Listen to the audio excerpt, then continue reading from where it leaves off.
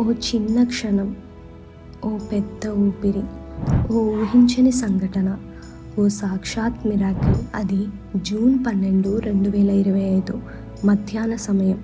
అహ్మదాబాద్ నుండి లండన్ వెళ్ళే air India విమానం టేకాఫ్ అయింది. ప్రయాణికులంతా తమ సీట్లలో కూర్చున్నారు.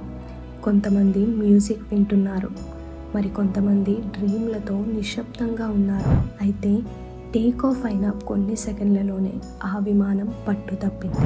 గాలిలోకి ఎగరాల్సిన విమానం జరిగిపోయింది. ఆ తర్వాత ఏమైంది తెలుసా? విమానం నేరుగా ఒక కాలేజీ హాస్టల్ బిల్డింగ్ మీద పడిపోయింది. ఒక్కసారిగా అగ్ని ప్రమాదం. ఒకవైపు పొగలు, మరోవైపు అరుపులు. అందులో ఉన్న 242 మంది ప్రయాణికుల్లో చాలామందికి ప్రాణాలు పోయాయి. దగ్గరలో ఉన్న విద్యార్థుల్లో కూడా బాధితులు ఉన్నారు. మొత్తంగా దాదాపు 270 మంది మృతి చెందినట్టు చెబుతున్నారు. కానీ ఈ ప్రమాదంలో ఒకడు మాత్రమే బ్రతికాడు. ఆయన పేరు విశ్వాస్ కుమార్ రమేష్. అతను చివరి వరుస సీట్లో ఎమర్జెన్సీ ఎగ్జిట్ దగ్గర కూర్చున్నాడు. ఆ పరిస్థితుల్లో ఆ డోర్ ఓపెన్ చేసి బయటకు దూకేశాడు.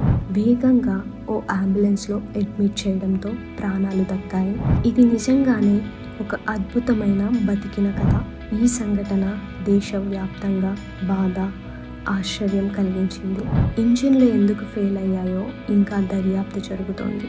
విమాన ప్రయాణం భద్రత గురించి మళ్ళీ ఒకసారి అందరూ ఆలోచిస్తున్నారు. మీ అభిప్రాయం కామెంట్ చేయండి. ఛానల్ని లైక్ అండ్ సబ్స్క్రైబ్ చేయండి.